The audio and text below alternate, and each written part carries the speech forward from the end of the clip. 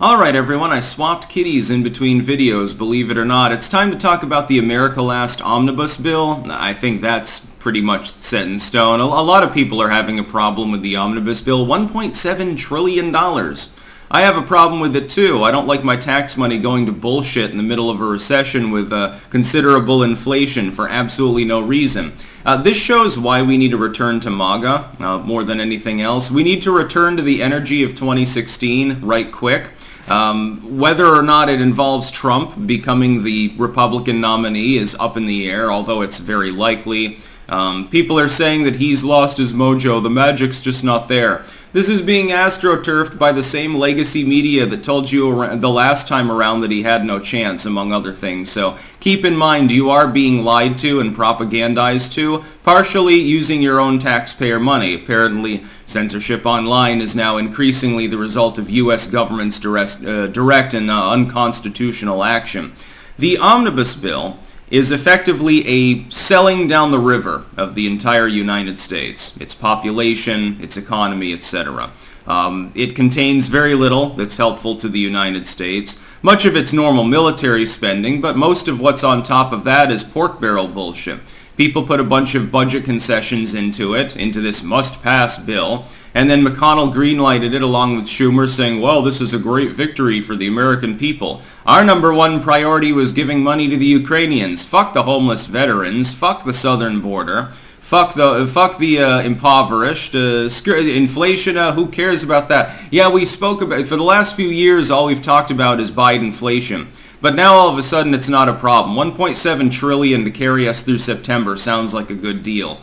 This is America Lastism. This is exactly what we need to avoid. It's exactly what MAGA seek to address. And yes, I'm understanding the qualms of some people. Donald Trump was a big spender too. Look at his stimulus plan, which I opposed, to be clear. You can look back through my videos if you don't believe me. Yeah, absolutely. MAGA's not perfect. It's an imperfect variant of populism. Do you think that some of the pork barrel that's in this budget wouldn't have at least been protested by Donald Trump? It got fast-tracked and green-lighted immediately by Joe Biden. Don't you think there would have been some negotiations with Big Don if he were the one currently holding office instead of the demented steward, Joe Biden? I think that there would have been. I think it would have been at least marginally better. You could have worked in so many details into this bill. The Republicans are going to take the House in a few short days. They will have negotiation capabilities in Congress.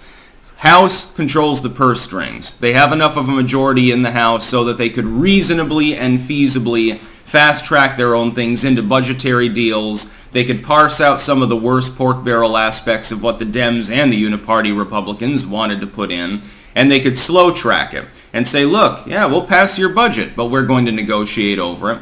We're going to make sure that we actually get a chance to read it. We're not even sure 100% what's in the bill at this point. It's over 4,000 fucking pages, so nobody's done the deep dive yet. And we're not going to allow certain, trinkets that you're throwing to your pet projects.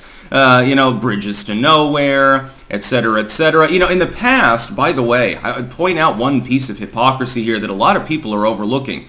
Even when the Democrats were proposing panacea bills like this, overarching multi-trillion-dollar projects, and they put something in there that didn't make sense, they were lambasted. They were castigated by the legacy media. Even the left-wing legacy media would say, well, $100 million to study the sexual habits of the zebra mussel might be a little bit excessive. They would point this out.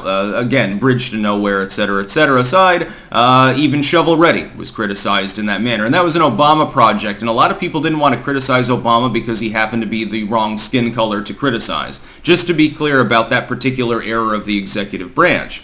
Now, though, under Joe Biden, nobody dares to. Nobody wants to parse through it. None of these people are willing to even talk about the excesses in this budgetary spending that was labeled must pass. Well, we won't have a military if we don't pass this bill. Yes, the U.S. military simply dries up and dies if there's a government shutdown. It happened the last couple times there were shutdowns too.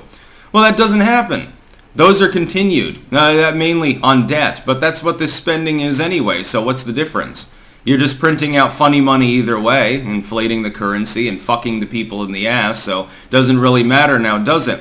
The Omnibus bill is a symptom of exactly the kind of sickness, the exact kind of stupidity that was sought to be addressed by populism. This is why Donald Trump won in 2016. It's why populism is now popular. More popular, arguably, than it has been probably in a century in the United States. Hell, the left wing is gaining more power in the Democratic Party for a reason, too. They can sense the dysfunction. They just have entirely different means of addressing the dysfunction. They think that somehow more government will solve the problems government is making. I do not believe that they are right, but at least they understand that a problem exists. The neoliberals, though, the problem doesn't exist for them. Think about it this way. You're a multimillionaire.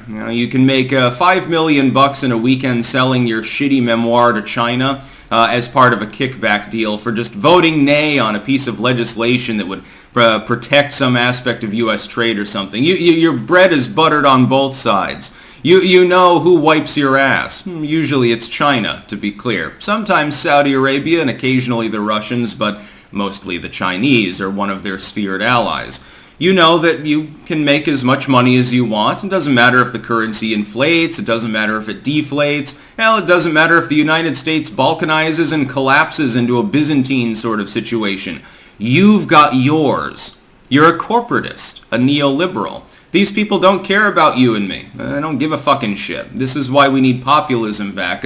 Donald Trump was opposed by all of these morons for a reason. It's because he actually walked the walk instead of just talking the talk. I'm very excited by his platform so far. He knocked it out of the park on day one with his first video message regarding Section 230 and internet censorship. People aren't giving him nearly enough credit, and I think that it's going to sneak up and bite him in the ass in the end. To be clear, he might not be the nominee. It could be that you do have a fair fight and you end up with DeSantis or Rand Paul or Ted Cruz or something. And if it's fair, and I'll put this out there for people who say, well, you're part of the Trump cult. Oh my God, MAGA. Well, he did a good job. Yeah, I support him. If he loses fair and square in the primaries, I will consider backing whoever the GOP nominee is, depending on who's running and who the Democrat is too. That's up in the air at this point as well. If I sense any shenanigans, if the hairs on the back of my neck start standing up like Klaus Schwab is running an electromagnetism machine over the back of my head to knock out my brain in order to get me to eat the cricket burgers or something, I won't support them. I guess populism will be dead, so will the GOP. In order to punish the unipartists, get them out of office so they can't keep grifting money like this, it would still be worth it. Who fucking gives a shit whether Mitch McConnell is in control or Chuck Schumer? Apparently they're identical. That's the whole point. This is why I'm not a Republican. It's why I'm not a conservative. What have the conservatives conserved? They stand their ground very stubbornly and say no more abuse, but they never try to repeal past abuses. Look at gun control if you don't believe me. None of them are pushing for ending the NFA.